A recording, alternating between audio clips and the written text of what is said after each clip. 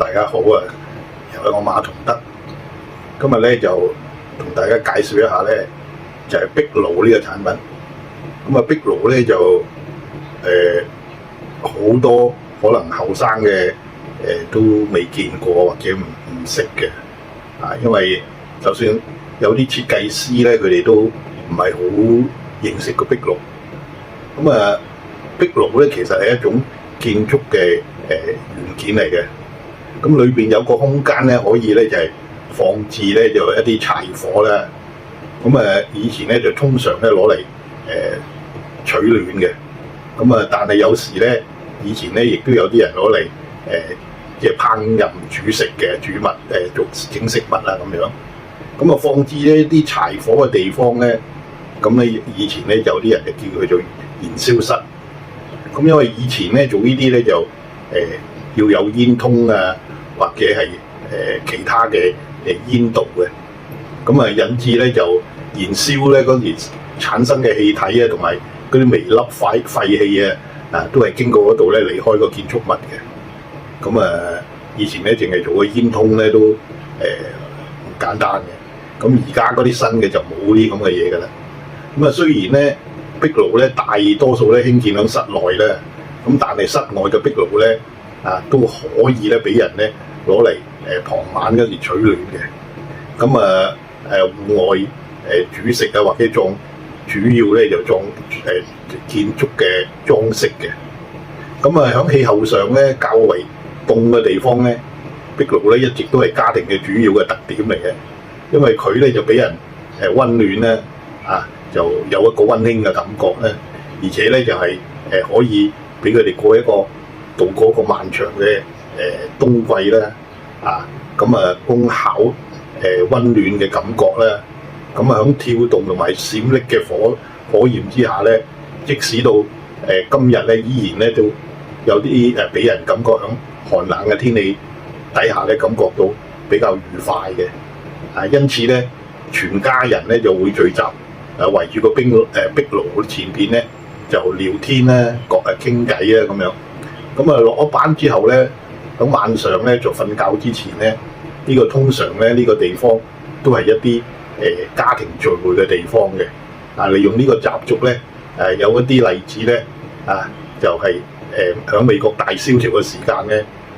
羅斯福總統就有個咧就爐邊談話。佢利用呢個時間咧，就每一個星期喺電台嗰度就演講佢對國家嘅重要嘅議題嘅意見。如果你哋有留意咧，有好多時咧嗰啲國家嗰啲總統啊見面啊，或者係主席嘅去佢呢度咧地方咧，佢哋都會擺一個喺個壁爐咁個前邊嗰度一齊影相啊，或者係見面啊、傾偈啊、聚會啊咁樣嘅。好啦，壁爐咧其實咧有個叫壁爐架嘅，英文咧叫 mantle。係內部咧裝飾嘅重點嚟嘅。傳統上咧壁爐架咧就係俾設計師啦、建築師嘅提供一個喺房間裏邊建立個人特色嘅獨特嘅機會嚟嘅。有好多地方咧以前咧就以煤啦、木材啦，或者係泥炭咧作為燃料嘅。但係咧逐漸咧就比較俾嗰啲較為乾淨而且安全嘅天然氣咧嗰啲壁爐咧，或者係電壁爐咁取代嘅。而家咧更加咧就係有一啲好似我哋咁用酒精就無色無味嘅。而家更加咧就進到咧就係用水就用水嚟代替佢哋，更加安全啦。有一啲政府嘅機構咧響空氣污濁咧即係污染啊咁有限制壁爐使用嘅啲固體燃料嘅。天然氣咧，壁爐通常咧佢燃燒就會有微量嘅燃料維持嚟即係喚起嗰啲小火焰啊，或者咧加熱嗰啲原料之中咧產生上升嘅氣流，令到啲火焰咧響紙條嘅空氣嗰度咧就係垂直咁飄動嘅。最近咧就因為咧就唔需要煙通啊或者其他嗰啲獨立嗰啲燃色嘅壁爐噶啦。咁但係仍然咧有一啲人都會係用呢啲嘅，咁佢就主要咧就係作為裝飾咧就俾房間增加咗壁爐嘅氣氛，而產生咗有啲溫暖啊個感覺啦咁而家咧有好多個家庭咧就唔再配置開放式嘅壁爐噶啦因為咧已經冇咩功效噶啦，冇乜效率，因為取暖嘅功能咧已經係俾中央採暖呢個系統啊或者係暖氣啊咁嚟代替嘅。咁佢咧響社交功能咧亦都俾家庭室咧就取代。咁有一啲壁爐咧已經響煙囪嘅頂部或者係底部咧用混凝土或者係釘板咧釘住咧，而唔再使用呢個煙囪噶啦。咁因此咧壁爐咧就唔再會釋放暖氣。咁因為低成本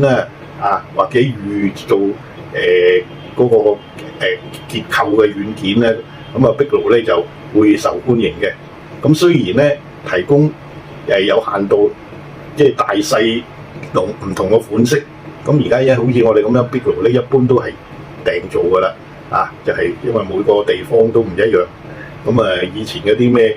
砌磚其他嗰啲咧，雖然係相當耐用，但係咧就即係要比較材料嘅人工都比較相對都比較貴嘅壁爐咧就其實有好多元件組成嘅。咁我略略咁講下啦，因為好多人都冇乜興趣嘅因為咧一般咧就係有爐箱、有爐床咧、有火箱咧、有壁爐架啦就係即係嗰個叫灰燼箱門啦，有煙通嗰個吊鈎啦好多樣嘢嘅。咁而家都唔使噶啦，就有啲吸煙室啦或者係叫煙道啦、煙通啦，有煙通帽或者係護罩咁好多樣嘢嘅。咁有同埋冇煙道嘅呢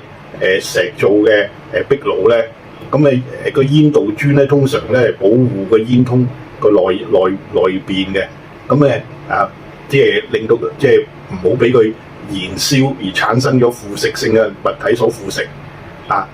未有強化嘅石做嘅壁爐咧，咁地震時間咧就係個抗震性咧就唔係好好嘅。咁有啲強化，即係而家咧就即係都冇乜人用噶啦。即係嗰啲煙通咧，響1970年到1980年期間咧就好受歡迎嘅。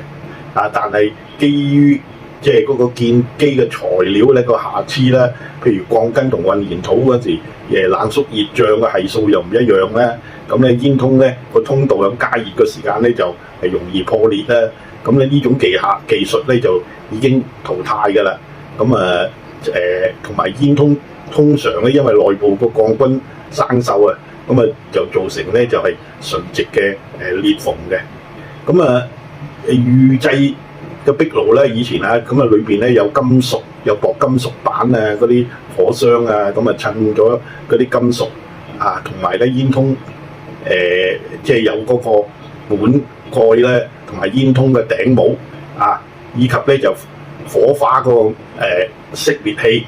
咁樣咧呢個可以就唔俾嗰啲雀鳥咧就係飛入嚟咧，甚至咧阻擋嗰啲火花飛吹嘅。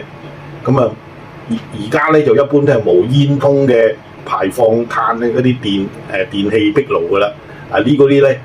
我哋所謂嗰啲電壁爐咧都流行咗好多年噶啦。只係需要將一個插頭就插去任何合規格嘅就 AC 110嘅有V 或者200嘅 V 插座，咁即係等於我哋日常用嗰啲英式插頭就得噶啦。唔需要咧通風系統嘅，唔需要通氣插咗嗰個插座咧就可以用噶啦。用呢個壁爐後咧就係即係壁爐板同壁爐中間咧就最好咧就係響左右距離有個俾個空間佢咧，有10公分咁樣俾佢即係叫做唞下氣啦，即係因為始終都係電氣嘅壁爐咧咁亦都可以調校嗰個即係火焰啊，同埋嗰個溫度嘅大細嘅咁比傳統嘅更加方便同埋多樣化。咁早期咧人咧就即係一般咧就住喺嗰個小屋啦就或者佢哋咧就喺住嘅地方嘅中間咧就挖一個淺坑，其中咧就係放置木材嚟生火取暖，燃燒咧產生嗰啲煙咧就從響屋頂個洞口咧就冒出嘅。幾千年嚟咧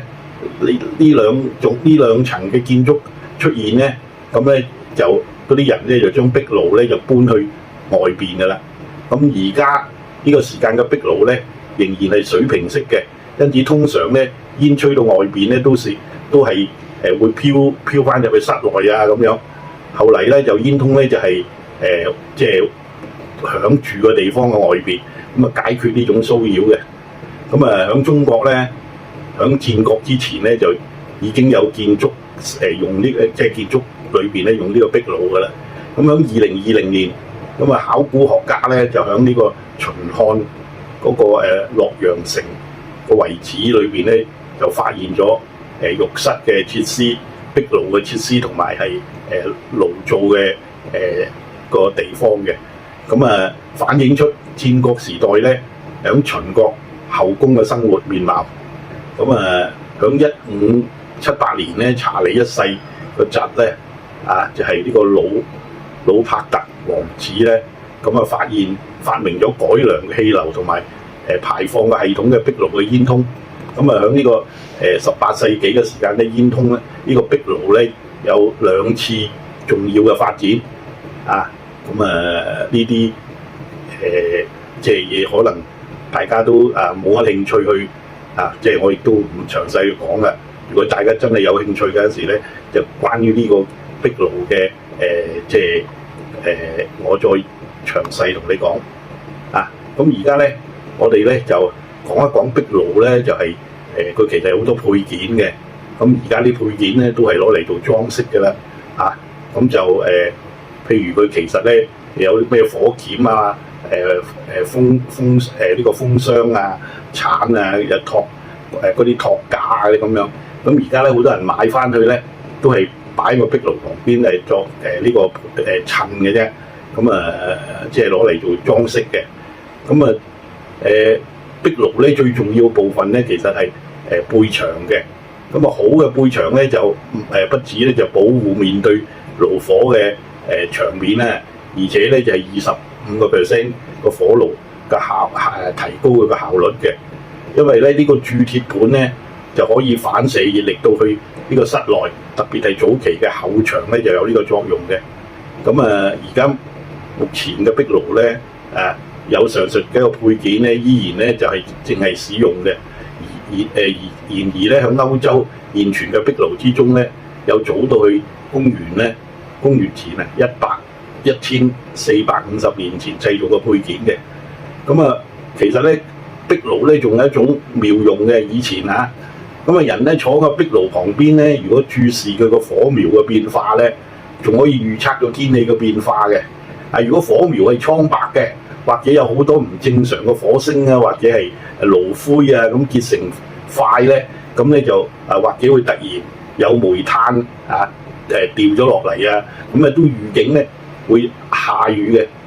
會落雨。如果嗰啲火苗咧嗡嗡聲或者係煙道有爆裂嘅聲咧同埋帶嚟比較平時更強嘅風咧，咁咧就會預示咧有暴風雨咧將會